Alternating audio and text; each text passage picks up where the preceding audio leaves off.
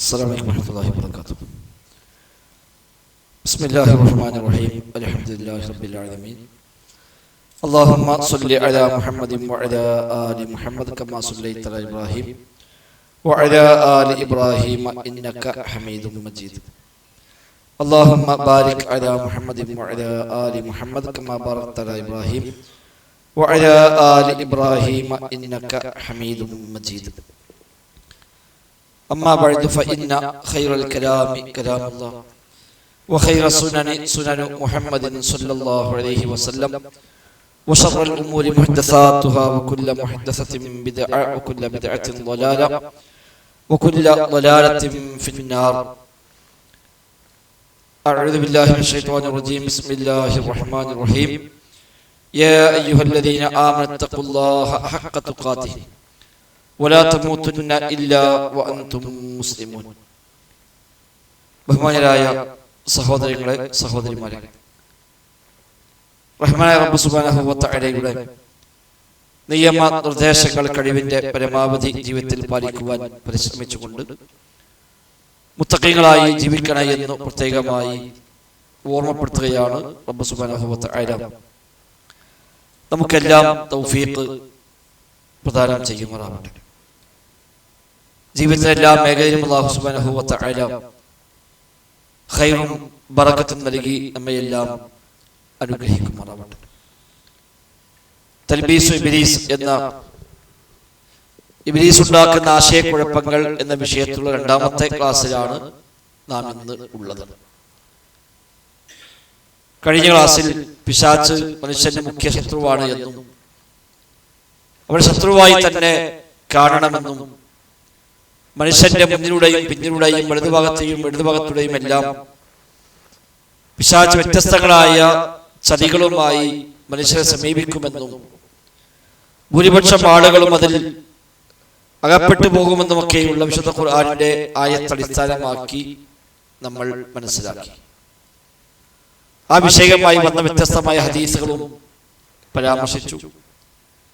ആദം നബി സല്ലല്ലാഹു അലൈഹി വസല്ലമയിൽ ആരംഭിച്ച് ഇന്നും അത് തുടർന്നുകൊണ്ടിരിക്കുന്ന ഇനി ഖിയാമത്ത് വരെയും തുടരുമെന്ന് പ്രമാണങ്ങൾ നമ്മെ പഠിപ്പിച്ച ഒരു വലിയ ശത്രുവിന്റെ കെണിയാണ് പൈശാചികമായ ചതിക്കുഴികൾ എന്നത്. അതുകൊണ്ട് തന്നെ ലോകത്ത് വ്യത്യസ്തമായ കാലഘട്ടങ്ങളിൽ പണ്ഡിതന്മാർ ഈ വിഷയത്തിൽ കിതാബുകൾ തന്നെ എഴുതിയിട്ടുണ്ട് എന്ന് കഴിഞ്ഞ ക്ലാസ്സിൽ സൂചിപ്പിച്ചിരുന്നു. പറഞ്ഞു ചരിത്രത്തിൽ ആദ്യമായി ഈ വിഷയമായി കിതാബ് എഴുതിയ ആരാണ് എന്നും പറഞ്ഞു. എനിക്ക് ഓർമ്മ ഉണ്ടോ ഏറ്റവും ആദ്യം എഴുതിയ കിതാബ്? പിശാചിന്റെ ചതികളുമായി ബന്ധപ്പെട്ട് ചരിത്രത്തിൽ ആദ്യമായി എഴുതിയ കിതാബ് ആരുടേന്ന് പറഞ്ഞോ? ഉണ്ടോ? ഇല്ല. ഇബ്നു അബിദ്ദുന്യ എന്ന് പറയുന്ന പണ്ഡിതനാണ് ഹിജ്റ 3-ാം നൂറ്റാണ്ടിൽ ആ വിഷയത്തിൽ ആദ്യമായി ഗ്രന്ഥം എഴുതിയത്. പിന്നീട് ഇമാം ഗസാലി കിതാബ് എഴുതി, അതുപോലെ ഇബ്നുൽ ജൗസി കിതാബ് എഴുതി, ഇബ്നു ഖയ്യിം റഹിമഹുല്ലാഹ് ഗ്രന്ഥം എഴുതി. ഈ നാലുമാണ് ആദ്യ കാലഘട്ടങ്ങളിൽ, ആദ്യ തലമുറകളിൽ ഹിജ്റ 7-ാം നൂറ്റാണ്ട് വരെയുള്ള കാലഘട്ടങ്ങളിലായി പൈശാചികമായ ചതികളുമായി ബന്ധപ്പെട്ട് എഴുതപ്പെട്ട ഗ്രന്ഥങ്ങൾ. പിന്നീട് അതിനെ തുടർന്ന് ഈ ആധുനിക കാലത്ത് അടക്കം 11 ഗ്രന്ഥങ്ങൾ എഴുതിയിട്ടുണ്ട് എന്നും പരാമർശിച്ചു. ഇനി പിശാചിന്റെ വസ്വാസുകൾ, തൽബീസുകൾ ഏതെല്ലാം രൂപത്തിലാണ് എന്നാണ് ഇന്നത്തെ ക്ലാസ്സിൽ പറയാൻ ഉദ്ദേശിക്കുന്നത്. വ്യത്യസ്തമായ വഴികളിൽ പിശാച് സമീപിക്കുമെന്ന് പറഞ്ഞു. അത് ഏറ്റവും പ്രധാനപ്പെട്ട ഒരു വഴിയാണ് വസ്വാസ് എന്നുള്ളത്. പിശാചിന്റെ ചതികളിൽ ഒരു മനുഷ്യന്റെ അഖീദയടക്കം, ഇബാദത്തടക്കം, അവന്റെ ഇടപാടുകൾ, കച്ചവടങ്ങളടക്കം എല്ലാം ബാത്തിലാക്കാനുള്ള ഏറ്റവും എളുപ്പമുള്ള മാർഗമായി അവൻ സ്വീകരിച്ച ഒന്ന് വസ്വാസുകളാണ്. അത് പല രൂപത്തിൽ വരുമെന്ന് ആയത്തിൽ നിന്ന് ഹദീസിൽ നിന്നെല്ലാം നമുക്ക് മനസ്സിലാക്കാൻ സാധിക്കും. ആദം നബി സല്ലല്ലാഹു അലൈഹി വസല്ലമയെ സമീപിച്ചപ്പോഴും ആദ്യം ചെയ്ത പണി വസ്വാസ് തന്നെയാണ്. വിശുദ്ധ ഖുർആൻ എടുത്തു പറഞ്ഞു, ഫവസ്വസ ലഹും അശ്ശൈത്വാൻ എന്നാണ് ഖുർആന്റെ പ്രയോഗം തന്നെ. ആദം നബി സല്ലല്ലാഹു അലൈഹി വസല്ലമക്കും ഹവ്വാ ബിവിക്കും പിശാച് വസ്വാസ് ഉണ്ടാക്കി എന്ന് ഖുർആനിൽ പ്രയോഗം കാണാൻ പറ്റും. ഒരു ആശയക്കുഴപ്പമുണ്ടാക്കുക. ഏത് പഴത്തിൽ നിന്നും ഭക്ഷിക്കാമെന്ന് പറഞ്ഞ അല്ലാഹു തആല ഒരു പഴം മാത്രം, ഒരു മരം മാത്രം സമീപിക്കാൻ പാടില്ല എന്ന് പറഞ്ഞപ്പോൾ ഒരു ആശയക്കുഴപ്പം, എന്താണിപ്പോ അത് മാത്രം പറ്റില്ല എന്ന് പറഞ്ഞത്? സ്വർഗത്തിലെ ബാക്കി എല്ലാം തിന്നാൻ പറഞ്ഞ അല്ല, ഇത് എന്തുകൊണ്ട് തിന്നാൻ പറ്റില്ല എന്ന് പറഞ്ഞു. അപ്പൊ അതിലെന്തുകൊണ്ടല്ലോ, അതൊരു ആശയക്കുഴപ്പം. അത് ഉപയോഗപ്പെടുത്തിക്കൊണ്ട് പിശാച് വന്നിട്ട് പറഞ്ഞു, അമ്പത് വിലക്കാൻ കാരണം ഇത് തിന്നാൽ നിങ്ങൾ കാലാകാലം ഇവിടെ കഴിഞ്ഞുകൂടുന്നവരായി മാറും. നിങ്ങൾക്ക് ഇവിടെ കാലാകാലം ജീവിക്കാൻ അല്ലാഹു നിശ്ചയിച്ചിട്ടില്ല, അതുകൊണ്ടാണ് തിന്നരുത് പറയുന്നത്. തിന്നു കഴിഞ്ഞാൽ പിന്നെ സ്വർഗത്തിന് പോകാൻ പറ്റില്ല, കാലാകാലം ഇവിടെ നിൽക്കാം, ആ നിൽക്കുള്ള പഴമാണ് എന്ന് പറയുകയും അത് വിശ്വസിക്കുകയും അങ്ങനെ അത് ഭക്ഷിക്കുകയും യഥാർത്ഥത്തിൽ നേരെ തിരിച്ചായിരുന്നു, അത് ചതിയായിരുന്നു ചെയ്തത്. എന്ന് ഖുർആൻ പ്രയോഗം കാണാൻ പറ്റും. പിശാച് അവർക്ക് രണ്ടുപേർക്കും ഒരു ചതിപ്രയോഗം അറിയിച്ചു കൊടുത്തു എന്നാണ്. അപ്പൊ അവിടെ ആരംഭിച്ചതാണ് വസ്വാസ് എന്നുള്ളത്. ആ വസ്വാസുകൾ ഒരു വിശ്വാസിയുടെ ജീവിതത്തിന്റെ എല്ലാ രംഗത്തും കടന്നു വരാം.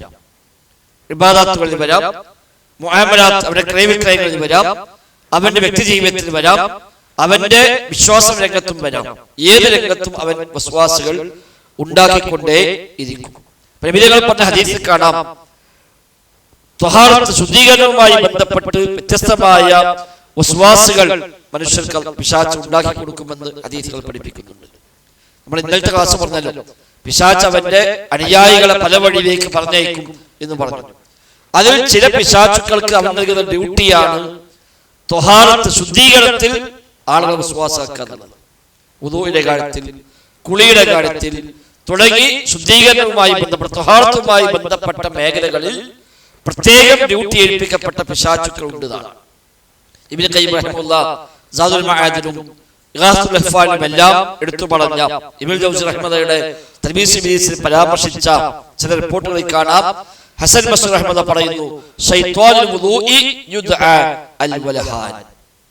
വുദൂഇന് ഒരു ശൈത്താൻ ഉണ്ടെന്നാണ്. വുദൂഇന് മാത്രം ശൈത്താൻ. ഒരു പേര് വലഹാൻ എന്നാണ്. വലഹാൻ എന്ന പേരുള്ള ഒരു ശൈത്താൻ ഒരു പണി തന്നെ വുദൂ ഉണ്ടാക്കുന്ന മനുഷ്യന്മാരെ സൂയിപ്പാക്കാത്തതാണ്. എന്നിട്ട് അദ്ദേഹം പറയാണ്, അവൻ ആളുകളെ അവൻ ആകെ പരിഹസിക്കും, പരിഹാസ്യരാക്കി മാറ്റും എന്നാണ്. ഇബ്നു ഖയ്യിം റഹിമഹുല്ലാഹും അതേ പ്രയോഗം പ്രയോഗിച്ചത് കാണാൻ കഴിയും. മാത്രമല്ല യൂനുസ് റഹിമഹുല്ലാഹ് പറഞ്ഞു, യുഖാൽ ഇന്ന ലിൽ മാഇ വസ്വാസൻ ഫത്തഖു വസ്വാസൽ മാഇ. വെള്ളത്തിന് ചില വസ്വാസുകളുണ്ട്, ആ വസ്വാസുകൾ നിങ്ങൾ സൂക്ഷിക്കണേ എന്നാണ്. വുദൂ ചെയ്യുമ്പോൾ പല രൂപത്തിലാണ് വരും വസ്വാസുകൾ, എല്ലാം ഒരേ രൂപത്തിലല്ല. ചിലത് വുദൂ പൂർത്തിയാക്കാനുള്ള പണി ചെയ്യും, പൂർണ്ണമായും നനയാതെ പെട്ടെന്ന് വുദൂ ചെയ്താണ് പോയി, ഒരു ശ്രദ്ധയൊന്നും ഉണ്ടാവില്ല. നിബിധങ്ങൾ മദീനയിൽ പള്ളിയിൽ ഇരിക്കുമ്പോൾ ചില ആളുകൾ വുദൂ ചെയ്യുന്ന കണ്ടപ്പോ അവരുടെ മടമ്പൊന്നും നനയുന്നില്ല, പിൻഭാഗം നനയാതെ നിബിധങ്ങളോട് വിളിച്ചു പറഞ്ഞു, വൈലുൽ അഅഖാബി മിനന്നാർ, ചില മടമ്പുകൾക്ക് നരകമാകുന്ന നാശം എന്ന് വിളിച്ചു പറയുകയുണ്ടായി.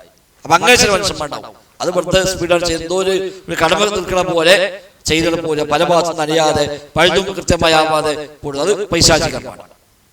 ചില തിരിച്ചാണ്ടാവാം, എത്ര കഴിയാലും പിന്നെ തോന്നുന്നു കഴുകിയിട്ടില്ല. അങ്ങനെ ഒരുപാട് തവണ കഴുകുന്ന ആളുകൾ, ഒരു തോന്നുന്നത് ശരിയായിട്ടില്ല, അങ്ങനെ പരീക്ഷിക്കപ്പെടുന്ന മനുഷ്യന്മാരുണ്ട്.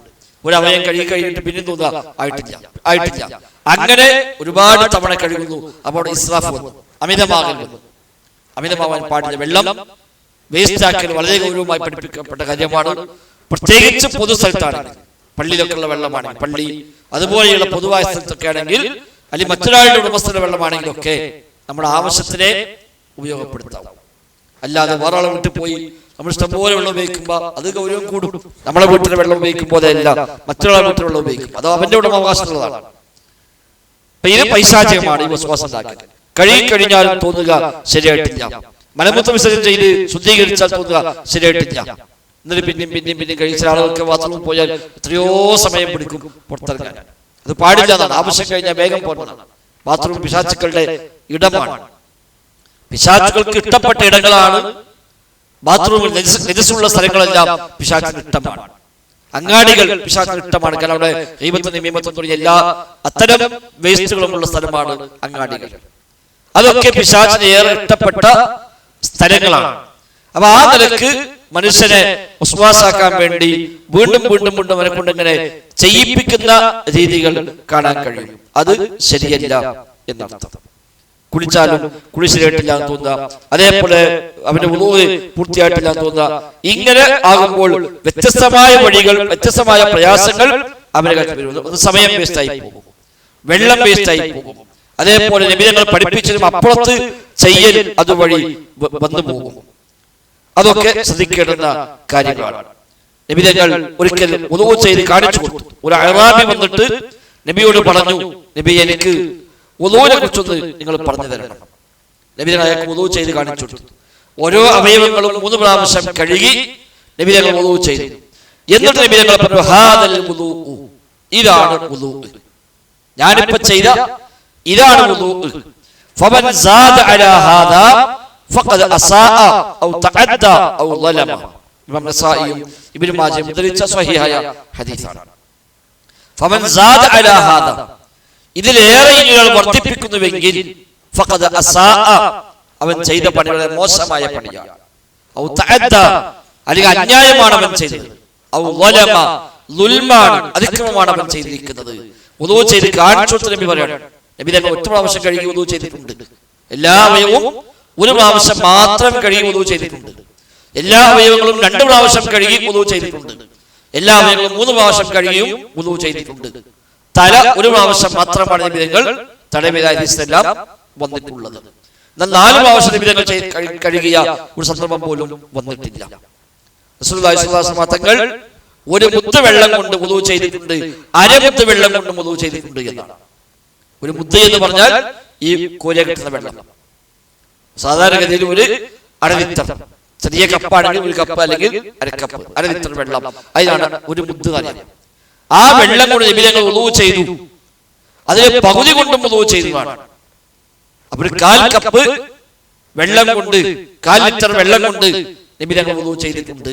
1 സ്വാഴ് കൊണ്ട് നബി തങ്ങൾ കുളിച്ചിട്ടുമുണ്ട്. 1 സ്വാഴ് എന്നാൽ 4 മുദ്ദ, 2 ലിറ്റർ വെള്ളം. 2 ലിറ്റർ വെള്ളം കൊണ്ട് നബി തങ്ങൾ കുളിച്ചിട്ടുമുണ്ട്. ഇത് റിപ്പോർട്ട് ചെയ്ത സ്വഹാബി ഇത് പറഞ്ഞു കൊടുക്കുമ്പോൾ സ്വഹാബിനെ കേട്ടാള് പറഞ്ഞു, എന്നെ കൊണ്ട് കഴിയില്ല, എന്നെ കൊണ്ട് ഏതായാലും കഴിയില്ല. അപ്പൊ സ്വഹാബി ദേഷ്യപ്പെട്ടു പറഞ്ഞു, നിന്നേക്കാൾ ഖൈറായ കഴിയിട്ടുണ്ട്, പിന്നെന്താ എനിക്ക് കഴിയാത്തത്? അഥവാ നബിക്കത് കഴിഞ്ഞു എങ്കിൽ പിന്നെ എനിക്കെന്തുകൊണ്ട് കഴിയില്ല? അപ്പൊ എപ്പോഴും വെള്ളം പരമാവധി ചുരുക്കി ഉപയോഗിക്കാത്തതാണ് അടിസ്ഥാനം. വെള്ളം കൂടുതൽ ഉപയോഗിക്കുന്നുവെങ്കിൽ അത് പിശാചിന് ഇഷ്ടപ്പെട്ട വഴിയാണ്. അതുകൊണ്ട് ഒഴുകുന്ന പുഴയിലാണെങ്കിൽ പോലും അമിതമാക്കരുത് എന്ന് പഠിപ്പിച്ചു. വെള്ളം ഒഴുകി പോകല്ലേ, പിന്നെ എന്താ പ്രശ്നം? എന്നാൽ പോലും കാരണം ശൈത്താൻ ഇഷ്ടമാണ്, കൂടുതൽ കൂടുതൽ വെള്ളം ഉപയോഗിക്കാത്തത് പിശാചിന് ഇഷ്ടപ്പെട്ട കാര്യമാണ് എന്നർത്ഥം. അത് ചെയ്തുകൂടാ. അപ്പൊ അവിടെ പ്രത്യേകമായി ശ്രദ്ധിക്കേണ്ടതുണ്ട്. അത് എല്ലാ രംഗത്തും, ഒരു പ്രത്യേകിച്ച് സ്ത്രീകളൊക്കെയാണ് ആവശ്യമില്ലാത്ത ഒരുപാട് വസ്വാസുകൾ ആ രംഗത്തുണ്ടാവുക. എത്ര കുടിച്ചാലും തോന്നും അവിടെ നന്നിട്ടില്ല, ഇവിടെ നന്നിട്ടില്ല. ഇബ്നുൽ ജൗസി റഹിമഹുല്ലാഹ് അദ്ദേഹത്തിന്റെ തൽബീസ് ഇബ്ലീസ് എന്ന കിതാബിൽ ഒരു സംഭവം രേഖപ്പെടുത്തുന്നുണ്ട്. ഒരു മഹാനായ പണ്ഡിതന്റെ ഒരാൾ വന്നിട്ട് പറയുന്നു, ഞാൻ വുളൂഅ് ചെയ്താൽ മുഖം കഴുകി കഴിഞ്ഞിട്ട് എനിക്ക് തോന്നും മുഖം കഴുകിയിട്ടില്ല, ശരിയിട്ടില്ല, അത് ഞാൻ പിന്നെ കഴുകും. കൈ കഴുകി തോന്നും കൈ കഴുകിയിട്ടില്ല, കാല് കഴുകിയാൽ തോന്നും കാല് കഴുകിയിട്ടില്ല, ഇത് വല്ലാത്ത പ്രയാസമുണ്ട്, ഞാൻ എന്താ ചെയ്യേണ്ടത്? അദ്ദേഹം പറഞ്ഞു, നീ വുളൂഅ് ചെയ്യാൻ വേണ്ട, നിസ്കരിക്കും വേണ്ട, എനിക്കത് നിർബന്ധമില്ല, എനിക്ക് ബുദ്ധിയില്ല. മുഖം കഴുകിയിട്ട് പിന്നെ കഴുകിയിട്ടില്ല തോന്നുകയാണെങ്കിൽ അതിനർത്ഥം ബുദ്ധിയില്ലാതല്ലേ. അപ്പൊ ബുദ്ധിയില്ലാത്ത നിസ്കാരമില്ല, അതുകൊണ്ട് നിസ്കരിക്കും വേണ്ട, വുളൂഅ് ഉണ്ടാക്കും വേണ്ട. അത്ര ഗൗരവത്തിലാണ് അവർ അതിനെ കണ്ടത് എന്നർത്ഥം. സ്വഹാബി വെള്ളം വുളൂഅ് ഉണ്ടാക്കുമ്പോൾ വെള്ളം കുറച്ച് അധികം ഉപയോഗിച്ചവൻ നബി തങ്ങൾ കണ്ടുകൊണ്ട് വന്നപ്പോൾ നബി തങ്ങൾ വെള്ളത്തിന്റെ അമിതവ്യയം നീ സൂക്ഷിക്കണേ. അപ്പോഴേ ചോദിച്ചു, നബിയെ വെള്ളത്തിനുമുണ്ടോ അമിതവ്യയം? അതേ ഉണ്ട്, ഒഴുകുന്ന പുഴയിലാണെങ്കിൽ പോലും നീ അത് ശ്രദ്ധിക്കണം. പിന്നെ എന്താ പരിഹാരമുള്ളത്? 2 കാര്യമാണ്. ഒന്ന്, അനാവശ്യമായ സംശയങ്ങൾ ഒഴിവാക്കുക, വേണ്ടതൊക്കെ ശരിയാക്കണോ ശരിയാക്കണോ ശരിയാക്കണം, അതാണ് അസ്ല. അസ്ലാണ് മുഖം കഴുകി ഖലാസ്, അത് കഴിഞ്ഞു. ഇനി വെറുതെ അവിടെ ഞങ്ങൾ കണ്ണാടി പോയി നോക്കി, അതിനൊന്നും ആവശ്യമില്ല. 2, നബിതങ്ങൾ പഠിപ്പിച്ച വുളൂഇൽ മതിയാക്കുക. 3 പ്രാവശ്യമാണ് മാക്സിമം, അതാണ് അഫ്ളൽ, അതാണ് നബി സാധാരണ ചെയ്യാറുള്ളത്. 2 പ്രാവശ്യം കഴുകിയാലും വുളൂഅ് ശരിയാവും, 1 പ്രാവശ്യം കഴുകിയാലും വുളൂഅ് ശരിയാവും. അപ്പൊ അതിലേക്ക് പരിമിതപ്പെടാൻ ശീലിക്കുക. വെള്ളം എത്ര കുറച്ച് ഉപയോഗിച്ച് ശീലിക്കാൻ കഴിയുമോ അതെല്ലാം ശീലിക്കുക. അതാണ് വുദൂഇലും കുളിയിലും മറ്റു ശുദ്ധീകരണത്തിന്റെ മേഖലയിലും എല്ലാം നമ്മൾ ശ്രദ്ധിക്കുക. അതേപോലെ ആവശ്യമില്ലാതെ ഈ വെള്ളം നേഴ്സയിക്കണോ, ഈ വെള്ളം ആരെങ്കിലും വല്ല നായോട്ടക്കണോ, പൂച്ച തരട്ടക്കണോ, അങ്ങനെയൊന്നും സംശയിക്കേണ്ട കാര്യമില്ല. വെള്ളമെല്ലാം ശുദ്ധമാണ്. എല്ലാ വെള്ളവും അടിസ്ഥാനപരമായി ശുദ്ധമാണ്. ശുദ്ധമല്ല എന്ന് തെളിയണമെങ്കിൽ അതിന് കൃത്യമായി നമുക്ക് ന്യായം കിട്ടണം. ഒരു നായ വന്ന് തലയിടുന്നത് കണ്ടു, ഓക്കെ, അപ്പൊ പറയാം അത് വൃത്തികേടായി, നജസായി. അല്ലാതെ 2 ദിവസം മുമ്പ് എടുത്ത വെള്ളമാണ് എന്ന് കരുതി അത് നജസായി നമുക്ക് അറിയില്ലല്ലോ, അത് ഒഴിവാക്കാം, അതുകൊണ്ട് ഒഴിവാക്കുക. അങ്ങനൊന്നും ഒഴിവാക്കാൻ നമുക്ക് പാടില്ല എന്നർത്ഥം. വലിയ നിഅമത്തായി ബറക്കത്തായി അല്ലാഹു തആല പറഞ്ഞ കാര്യമാണ് വെള്ളം. ആയത്ത് ദൃഷ്ടാന്തമായി എന്ന് പറഞ്ഞ കാര്യമാണ്. നിങ്ങളെ വെള്ളം അല്ലാഹു ഇല്ലാതാക്കിയാൽ ഫമയതീകും ബിമാഇൻ മഈൻ, ആരാണ് ശുദ്ധമായി ഒഴുകുന്ന വെള്ളം നിങ്ങൾ കൊണ്ടുതരിക എന്ന് റബ്ബ് വെല്ലുവിളിയായി തബാറക സ്വയം ചോദിച്ച കാര്യമാണ് വെള്ളം. എത്ര സ്ഥലത്താണ് ഖുർആനിൽ വെള്ളത്തിനെ പറ്റി പറഞ്ഞത്? ആകാശത്തിന് വെള്ളം ഇറക്കിയത് വലിയ നിഅമത്തായി എത്ര സ്ഥലത്ത് പറഞ്ഞു. അവിടെ സമ്പത്ത് വേസ്റ്റ് ആക്കാത്തതുപോലെ, സമയം വേസ്റ്റ് ആക്കാത്തതുപോലെ വെള്ളവും വേസ്റ്റ് ആക്കാൻ പാടില്ല. അത് നമ്മൾ ശ്രദ്ധിക്കണം. അതേപോലെ നിസ്കാരത്തിന്റെ കാര്യത്തിൽ മാത്രം ഏൽപ്പിക്കപ്പെട്ട പിശാചുക്കളുണ്ട്. ഓനെ ഡ്യൂട്ടി അതാണ്. എവിടൊക്കെ ആരൊക്കെ നിസ്കരിക്കുന്നുണ്ടോ അവിടെ പോയി വിശ്വാസാക്കുക. അവന്റെ പേര് ഖിൻസിബ് എന്നാണ് ഹദീസിൽ പഠിപ്പിക്കപ്പെട്ടത്. വിധങ്ങൾ പറഞ്ഞ പേരാണ് ഖിൻസിബ്. ഖിൻസിബ് എന്നും ഖിൻസബ് എന്നും വായിക്കാം. അത് നിസ്കാരത്തിന് മാത്രമായി ഉള്ള പിശാചാണ് എന്നാണ്. അവന്റെ പണി തന്നെ നിസ്കാരം ലക്ഷ്യമാക്കി വരാനാണ്. നബി തങ്ങൾ പറഞ്ഞു, ബാങ്ക് കേട്ടാൽ പിശാച് ഓടും. ബാങ്ക് കേട്ടാൽ പിശാച് തിരിഞ്ഞോടും. തിരിഞ്ഞോടും മാത്രമല്ല, അത്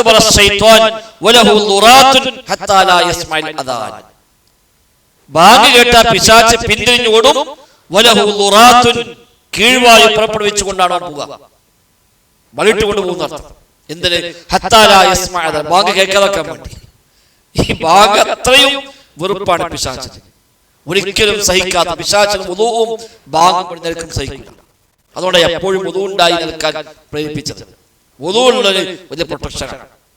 വുദൂ പറഞ്ഞാൽ പൊതുണ്ടാക്കാന്നുള്ളത് ഒരു ശീലമാക്കി എടുത്താൽ വുദൂ വലിയ സുരക്ഷയാണ്.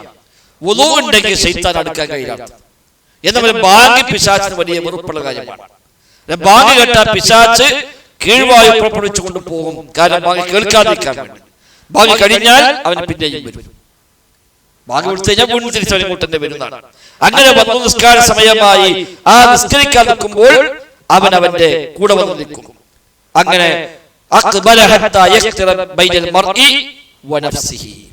നിസ്കരിക്കാൻ നിസ്കാരം തുടങ്ങുമ്പോൾ ഒരു മനുഷ്യനും അവന്റെ മനസ്സിനുമിടയിൽ വസ്വാസമുണ്ടാക്കുന്നതാണ്. ഓരോരോ തോന്നലുകൾ ഇട്ടുകൊടുക്കും. അങ്ങനെ അവൻ പറയും, അതുവരെ ഓർമ്മയില്ലാത്ത പലതും ഒരെങ്ങനെ ഓർമ്മാക്കും. അത് ഓർക്ക്, ഇത് ഓർക്ക്, മറ്റത് ഓർക്ക്, ഓരോന്നിങ്ങനെ അപ്പൊ ഇങ്ങനെ ഓർമ്മയിലേക്ക് വരും. അതുവരെ ഓർമ്മയില്ലാത്ത ഒരുപാട് സംഗതികൾ അവന്റെ മനസ്സിലേക്ക് ഇങ്ങനെ വരുന്നു.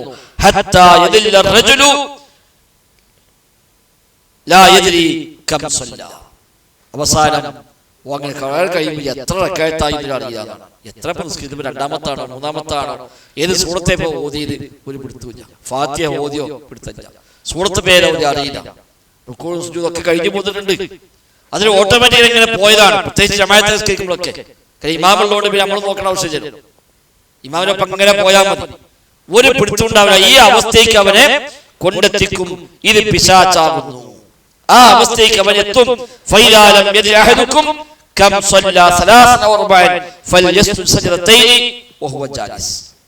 ഇത് അങ്ങനെ ഒരാൾക്ക് വല്ല ആശയക്കുഴപ്പം വന്ന് ഒരു പിടുത്തം കിട്ടാതെ പോയാൽ അവൻ രണ്ട് സുജൂദ് ചെയ്യട്ടെ എന്ന് പോലും നബി ഞങ്ങൾ പറഞ്ഞു കാണും. സഹബിന്റെ സുജൂദ് ചെയ്യാൻ പോലും പഠിപ്പിച്ചിട്ടുണ്ട് ചില ഹദീസുകളിൽ. അപ്പൊ പിശാച് ഈ നിസ്കാരത്തിൽ മാത്രം ഏൽപ്പിക്കപ്പെട്ട പിശാചുണ്ട് എന്നർത്ഥം.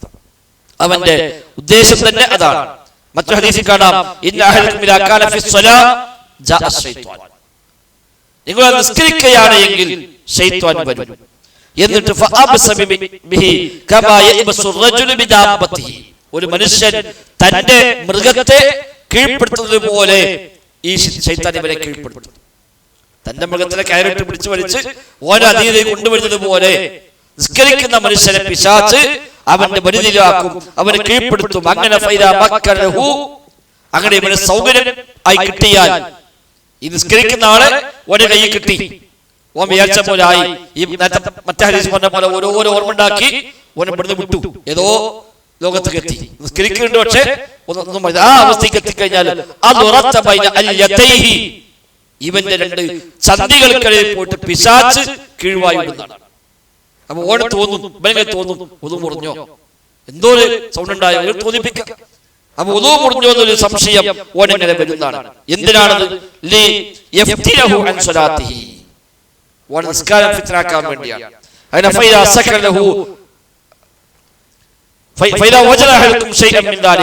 അങ്ങനെ ഒരാൾക്ക് അനുഭവപ്പെടുന്നുവെങ്കിൽ അവൻ നിസ്കാരത്തിന് പിരിഞ്ഞു പോകേണ്ടതില്ല.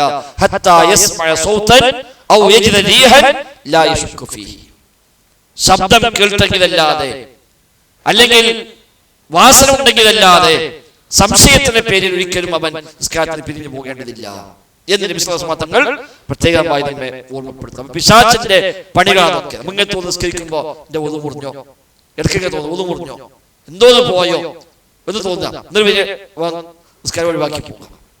അപ്പൊ എന്തെല്ലാം ഈ നിസ്കാരം ഇല്ലാതായി, ജമാഅത്ത് നഷ്ടപ്പെട്ടു. ജമാഅത്തിലാണെങ്കിൽ പിന്നെയും പോയി ഒന്നുണ്ടാക്കി, ഒന്നും ഉണ്ടായിരിക്കെ തന്നെ വീണ്ടും അവന് പോയി ഒന്നു ചെയ്തു, അവിടെയും വെള്ളം മുനക്കണ ആവശ്യമില്ലാതെ ചെലവഴിപ്പിച്ചു. ഇങ്ങനെ ഒരു വിശ്വാസാക്കിക്കൊണ്ടേയിരിക്കുക. അപ്പൊ അങ്ങനെ ഒതു മുറിഞ്ഞോ മൂത്ര ഉറ്റിയോ ഒക്കെ തോന്നുന്ന ആളുകൾക്ക് ഒരു മൂത്ര ഉറ്റിയോ ഒരു കിഴിവായി പോയോ എന്നൊക്കെ സംശയം വരികയാണെങ്കിൽ ഇല്ല, പോയിട്ടില്ല, മൂത്രം ഉറ്റിയിട്ടില്ല, അസ്ലതാണ്. അതാണ് അടിസ്ഥാനം.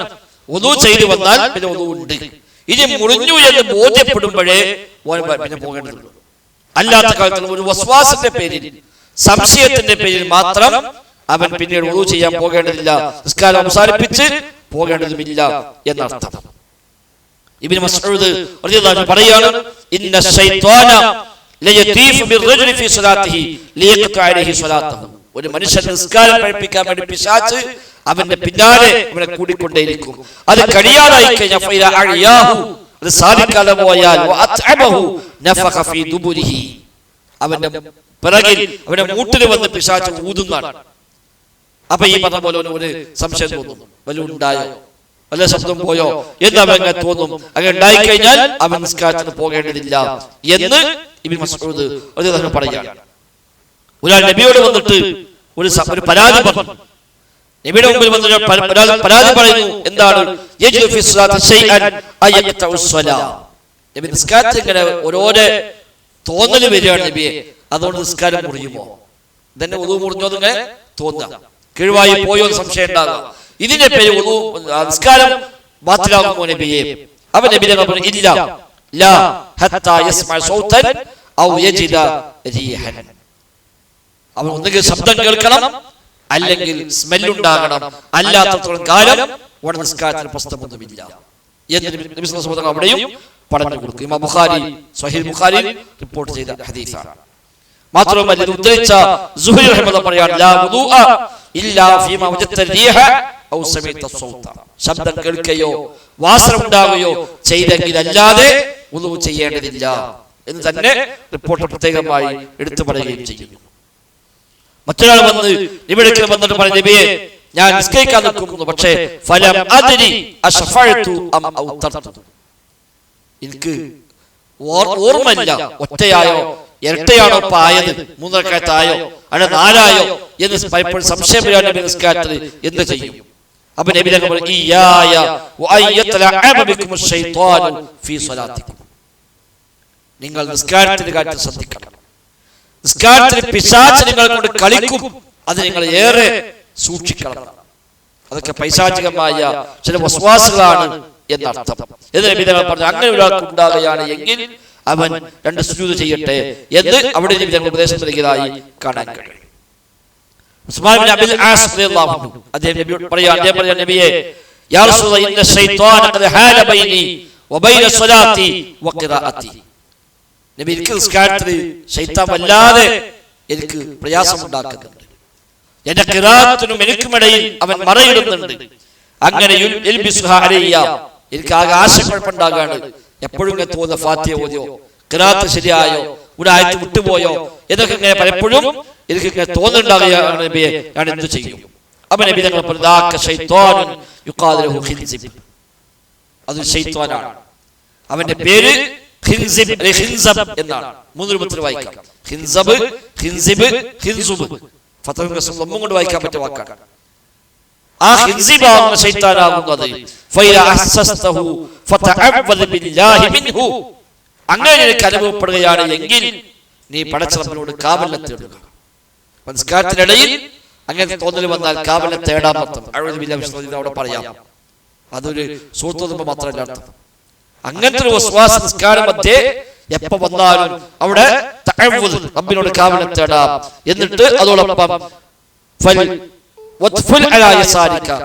ഇടതുഭാഗത്തേക്ക് 3 പ്രാവശ്യം നീ തുപ്പുകയും ചെയ്യുക. പറയുക, നിന്റെ ഇടതുഭാഗത്തേക്ക് 3 പ്രാവശ്യം നീ തുപ്പുകയും ചെയ്യുക എന്ന് നബിതങ്ങൾ ഉസ്മാൻ ബിൻ അബ്ദുൽ ആസിന് നിർദ്ദേശം നൽകി. അദ്ദേഹം പറയാണ്, അങ്ങനെ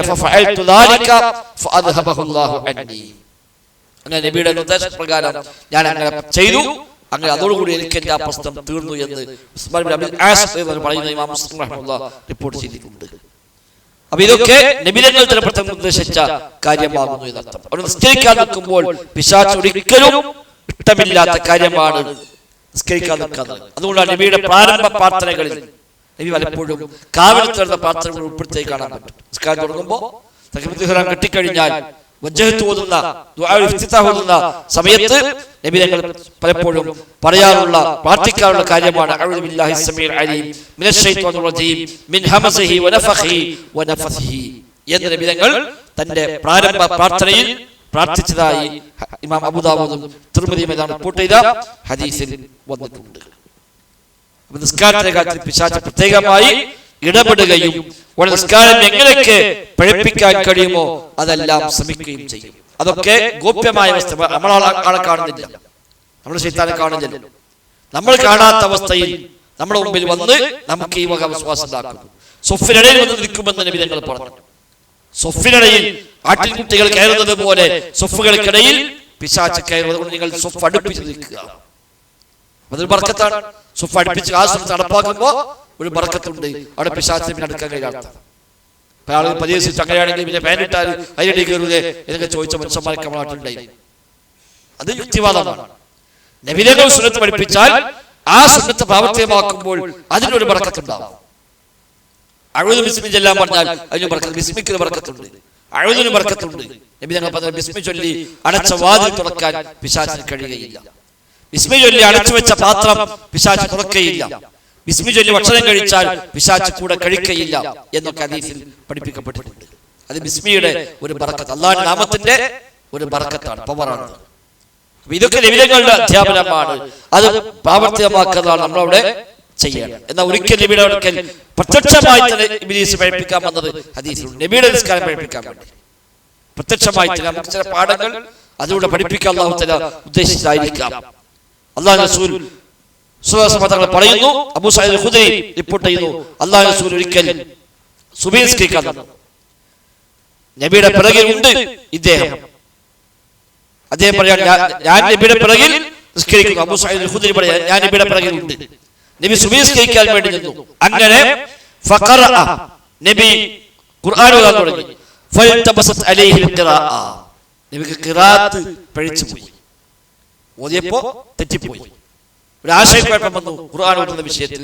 അല്ലാഹു റസൂൽ സ്വല്ലല്ലാഹു അലൈഹി വസല്ലം ഫലമ്മാ ഫറഗ മിൻ സ്വലാത്തിഹി, അങ്ങനെ നിസ്കാരം കഴിഞ്ഞപ്പോൾ നബി തങ്ങൾ പറഞ്ഞു, ലൗ റഅയ്തുമൂനി വ ഇബ്ലീസ്, ഞാൻ ഇബ്ലീസുമായുണ്ടായ ആ ഒരു രംഗം നിങ്ങൾ കണ്ടിരുന്നുവെങ്കിൽ, നിങ്ങൾക്ക് കാണാൻ കഴിഞ്ഞിട്ടില്ല, നബി അത് കണ്ടുകൊടുത്ത, നബിക്ക് മുഴുവത്തായിരിക്കാം അല്ലാഹു തആല കാണിച്ചു കൊടുത്തത്. നിങ്ങൾ കണ്ടിരുന്നുവെങ്കിൽ ഫഹ്വൈതു ബിയദി, എന്റെ കൈ കൊണ്ട് ഞാൻ അവനെ പിടിക്കാനായി ഓങ്ങി. ഫമാ സിൽതു അഹ്നിഖുഹു ഹത്താ വജദ്തു ബർദ ലുആബിഹി ബൈന ഇസ്മഈനി ഹാതൈനി, അവനെ പിടികൂടി ഞാൻ അവന്റെ ചങ്കിൽ പിടിച്ചു.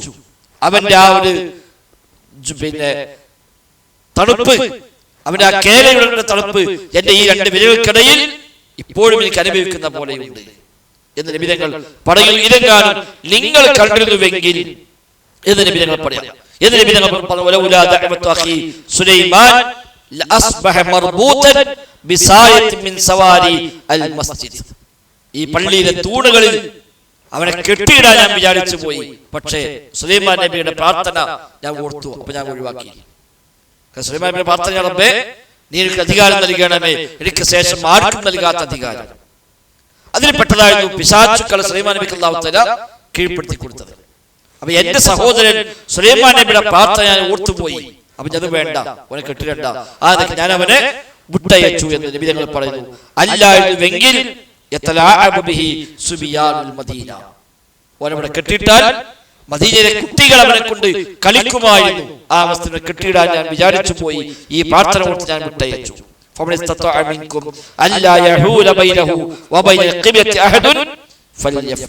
അതുകൊണ്ട് നിസ്കരിക്കുമ്പോൾ അവനും ഖിബലയ്ക്കും ഇടയിൽ മറ്റു തടസ്സമില്ലാതിരിക്കാൻ അവൻ പ്രത്യേകമായി ശ്രദ്ധിക്കാൻ പറ്റുമെങ്കിൽ ചെയ്യട്ടെ. ഇതിന് പ്രത്യേകം ആളുകൾ കടന്നു പോകുന്ന രൂപത്തിലൊക്കെയുള്ള കാര്യങ്ങൾ ഇല്ലാതിരിക്കാൻ അവൻ ശ്രദ്ധിക്കട്ടെ എന്ന് നബി തങ്ങൾ പറയുന്നു. ഇമാം അഹ്മദ് റിപ്പോർട്ട് ചെയ്ത സ്വഹീഹായ ഒരു ഹദീസാണ്. അപ്പൊ ഇത് പ്രത്യക്ഷമായി തന്നെ നബിയുടെ മുമ്പിൽ വന്ന കാര്യമാണ് എന്നർത്ഥം. അപ്പൊ അങ്ങനെ ഒരു പിശാച് ഇടപെടാൻ ശ്രമിക്കുന്ന നമ്മൾ കാണുന്നില്ല, നമ്മൾ അനുഭവപ്പെടുന്നില്ല. നബിക്ക് ഒരു അനുഭവം ഉണ്ടായിരിക്കൽ അത് നമുക്കൊരു പാഠം പഠിപ്പിച്ചു തരാൻ വേണ്ടി റബ്ബ് സുബ്ഹാനഹു വ തആല നടപ്പാക്കിയ ഒരു കാര്യമായിരിക്കാം. എന്താണെങ്കിലും നിസ്കാരം ശൈത്താൻ ഒരിക്കലും അംഗീകരിക്കാൻ കഴിയാത്ത പ്രയാസകരമായ കാര്യമാണ് എന്നർത്ഥം. അവിടെ പിശാച് ഏതെല്ലാം വഴികളിൽ അത് മുടക്കാൻ ശ്രമിക്കുമോ അതൊക്കെ അവൻ ശ്രമിക്കും. വ്യത്യസ്ത രീതി മനുഷ്യന്റെ കൽബിലാണ് അവന്റെ ആധിപത്യം. അവിടെ കുടിയേറി ഏതെല്ലാം രൂപത്തിൽ അവനെ പിന്തിരിപ്പിക്കാൻ വസ്വാസാക്കാൻ പറ്റുമോ അതെല്ലാം അവൻ ശ്രമിക്കുമെന്നാണ്. അതിന് എല്ലാ ഇബാദത്തിലും കാണാം. ഹജ്ജിന്റെ വേളയിൽ, നോമ്പിന്റെ കാര്യത്തിൽ, സക്കാത്തിന്റെ കാര്യത്തിലൊക്കെ. സക്കാത്തിനെ പല മനുഷ്യന്മാർക്കും സംശയം തരില്ല, ഒരുപാട് സംശയമാണ്. ഒരു സംശയം കൊണ്ട് എന്താ ചെയ്യാം? സക്കാത്ത് കൊടുക്കൂല. സക്കാത്ത് കൊടുക്കുക സംശയമാണ്. ആ സംശയം എവിടെ പോയി ചോദിച്ചാൽ ക്ലിയർ ആക്കി കൂടെ? അതില്ല. അത് പലരോടും ചോദിച്ചാൽ ക്ലിയർ ആയി കിട്ടിയിട്ടില്ല. കിട്ടിയപ്പോ കൊടുക്കണം. അപ്പൊ കൊടുക്കാതെക്കാനുള്ള ഏർപ്പാടാക്കിയ ഒരു പക്ഷം. ഹജ്ജിൽ ആവശ്യമില്ലാത്ത വസ്വാസങ്ങൾ, അനാവശ്യ ചോദ്യങ്ങൾ, വിലക്കി. അധികമായ ചോദ്യങ്ങൾ നബി ചോദിച്ചു. നബി വേണ്ട, ആ ചോദ്യങ്ങളൊന്നും വേണ്ട. നബി പറഞ്ഞു, ഞാൻ നിങ്ങളെ എന്താണ് പഠിപ്പിച്ച അവിടെ ഞാൻ എപ്പോഴും ചോദിക്കേണ്ട കാര്യമില്ല. ആവശ്യമില്ലാത്ത ചോദ്യങ്ങൾ ചോദിക്കുക, ഒരുപാട് മസാല സങ്കല്പിക്കുന്നതാക്കി ചോദിക്കുക, സാങ്കല്പിക മസാലകൾ. സംഭവിച്ചതല്ല, മുൻകാല പണ്ഡിതന്മാരൊക്കെ സംഭവിക്കാത്ത കാര്യങ്ങൾ ചോദിച്ചാൽ ഉത്തരം പറയാനില്ലാതാണ്. ഇമാം മാലിക്കിനോടൊക്കെ വന്നിട്ട് സാങ്കല്പിക ചോദ്യം ചോദിച്ചാൽ ഇമാം മാലിക് ഇത് ഉണ്ടായിക്കണോ ഇല്ല ഉണ്ടായിട്ട് പറഞ്ഞ ഒരാളാണ്. സംഭവിക്കുന്നത് പോലെ അപ്പൊ പറയാം. വെറുതെ ഇങ്ങനെ പല രൂപത്തിലെ വിശ്വാസാക്കൽ, അറിവിന്റെ പേര് പറഞ്ഞ വിശ്വാസാക്കുന്ന രീതികളുണ്ട്. ഇബ്നുൽ ജൗസി റഹ്മത്തുള്ളാഹിയുടെ തൽമീസ് കാണാം ഓരോ വിഭാഗം പണ്ഡിതന്മാരെ വിശ്വാസാക്കുന്ന രീതികൾ. ചില ആളുകൾ ഹദീസിൽ മുഴുകി ഇരുന്ന ആളുകൾ ഓരോ അതുകൊണ്ട് വിശ്വാസാക്കുന്നതാണ്. അതിന് പിന്നാലെ പോയി അതിന്റെ ഓരോന്നും പിന്നെ നുള്ളിപ്പൊളിച്ച് പഠിക്കാൻ പോകുമ്പോ മറ്റു പലതും പഠിക്കാൻ കഴിയില്ല, അഖീദ പഠിക്കാൻ കഴിയില്ല, ഫിഖ് പഠിക്കാൻ കഴിയില്ല. അവസ്ഥ ഇതിങ്ങനെ പിന്നാലെ പോയി ഓരോ ജീവിതത്തിൽ അത്യാവശ്യമുള്ള കാര്യങ്ങൾ പോലും പഠിക്കാൻ പറ്റാതെ പോകുക. അത് പിശാചിന്റെ ചില വഴികളാണ്. പഠിക്കേണ്ട വലുതാണ്, പക്ഷെ അത്യാവശ്യമായി പഠിക്കേണ്ട എല്ലാം പഠിക്കണമല്ലോ. അതൊക്കെ ഒരു തിരിക്കാൻ വേണ്ടി വ്യാപകമാക്കുന്നത്. മറ്റു പലരും പഠിക്കാതിരിക്കാൻ വേണ്ടി ഒന്നിനും തളച്ചിടുക. അത് പിശാചിന്റെ ചില വഴികളാണ്. അങ്ങനെയൊക്കെ വരാം. റിയാ ഉണ്ടാക്കി കൊടുക്കുക പൈശാചികമാണ്. ചിലപ്പോൾ റിയാ ഇല്ലാതെ റിയാ തോന്നിപ്പിക്കാം, അതും പൈശാചികമാണ്. ഓരോ തോന്നുക എന്താ ശരിയാവില്ല, ഇതൊക്കെ ആൾക്കാരെ കാണിക്കാൻ വേണ്ടി നിസ്കരിക്കണമെന്ന് തോന്നുക, ആ തോന്നിപ്പിക്കലും ശൈത്താൻ ഉണ്ടാക്കുന്നുണ്ട്. ആ തോന്നലുണ്ടായ നിർത്തിപ്പോണ്ടതാണ്. റിയാ ഇല്ല, പക്ഷെ തോന്നുകയാണ് ഇതൊക്കെ ഇപ്പൊ നീയത്ത് ചെയ്തിട്ടുണ്ടാവോ, ആൾക്കാരെ കാണാൻ വേണ്ടി അങ്ങനത്തെ തോന്നൽ വന്നോ എന്ന് തോന്നിയിട്ട് അപ്പം ഞാൻ അടുത്ത വർഷം ചെയ്യൂല, അടുത്ത വർഷം ചെയ്യൂല, അത് ചെയ്യാതെക്കാൻ വേണ്ടിയുള്ള പരിപാടിയാണ്. ഇങ്ങനെയൊക്കെയുള്ള വഴികൾ പിശാച് ശ്രമിച്ചുകൊണ്ടേയിരിക്കുന്നതാണ്. ഒരിക്കൽ നബിതങ്ങൾ കച്ചവടക്കാരുടെ നടന്നുപോയി. കച്ചവടക്കാർ കച്ചവടം ചെയ്യുമ്പോ നബി പോകാൻ അവിടെ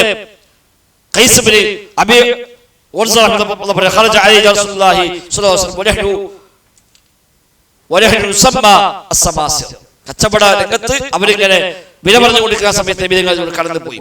അപ്പൊ നബിതങ്ങൾ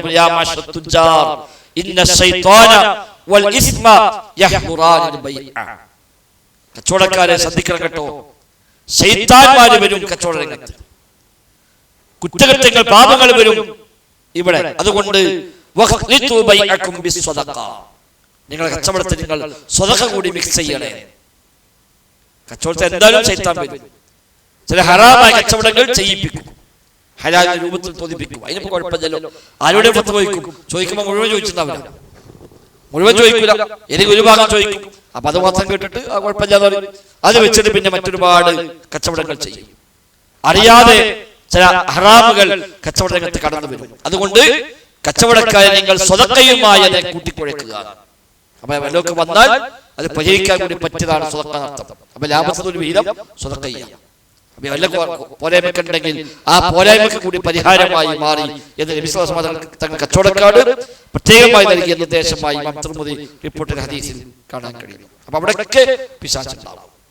ഇബ്നു ഖയ്യിം റഹിമഹുല്ലാഹ് പറയുന്നുണ്ട്, അദ്ദേഹത്തിന്റെ ഇഗാസുൽ ലഹ്ഫാൻ മിൻ മസായിദ് ശൈത്താൻ എന്ന കിതാബിൽ അദ്ദേഹം പറഞ്ഞു, ഒരു 50 അംഗ സംഘം ഉംറക്കോ ഹജ്ജിനോ പുറപ്പെട്ടാൽ സമാനമായ അംഗങ്ങളുള്ള സംഘത്തെ പിശാച് പോലെ കൂടെ പറഞ്ഞേക്കുന്നതാണ്. ഒരു 50 ആൾ ഒരു ഗ്രൂപ്പ് വെച്ച് ഉംറക്ക് വേണം. അപ്പൊ ശൈത്താൻ 50 ആളോടൊപ്പം വേറെ ഒരു ഉംറക്ക് പോലും ഒപ്പം ഉണ്ടാവും. എന്താ ഉദ്ദേശം? ഈ 50 ആളെ പഴിപ്പിക്കുക. ഇപ്പൊ ഹജ്ജിന് ഉംറക്ക് പോയാൽ കാണാം ഫുള്ള് സെൽഫി എടുക്കലാണ്. തവാഫ് ചെയ്യണത്, നിസ്കരിക്കണത്, ദ്വാരിക്കണതൊക്കെ ദ്വാരിക്കാൻ നിൽക്കുക. മറ്റൊരു പറയാം ഫോട്ടോ എടുക്കട്ടെ, എന്നിങ്ങനെ ഫോട്ടോ എടുക്കുക. ഒരു ചുറ്റായി, 2ാമത്തെ ചുറ്റായി, 3ാമത്തെ ചുറ്റായി, അതിങ്ങനെ ഫോട്ടോ എടുക്കുക, അതിങ്ങനെ ഓന്റെ സ്റ്റാറ്റസ് ആക്കുക, അത് ഓന്റെ ഫേസ്ബുക്കിൽ ഇടുക. ഓരോ ഇഖ്ലാസ് നമ്മൾ സംശയിക്കുന്നില്ല, പക്ഷേ പലപ്പോഴും ഇഖ്ലാസ് ചോർന്നു പോകാൻ അതൊക്കെ നിമിത്തമായി മാറും. അതായത് ഇബ്നു ഖയ്യിം പറഞ്ഞു, ഒരു 50 അംഗ സംഘം ഹജ്ജിനോ ഉംറക്കോ പുറപ്പെട്ടാൽ സമാനമായ എണ്ണമുള്ള സംഘത്തെ ഇബ്ലീസ് കൂടായിക്കുന്നു. അത് എല്ലാത്തിലും ഹജ്ജിന് മാത്രമല്ല, എല്ലാത്തിലും ഉണ്ടാവും. നമ്മൾ ക്ലാസ് ഉണ്ടാവും, അപ്പുറത്ത് വേറെ ടീം, അപ്പുറത്ത് വേറെ ക്ലാസ് വെക്കും, എങ്ങനെയെങ്കിലും മുമ്പിലാക്കാൻ വേണ്ടി.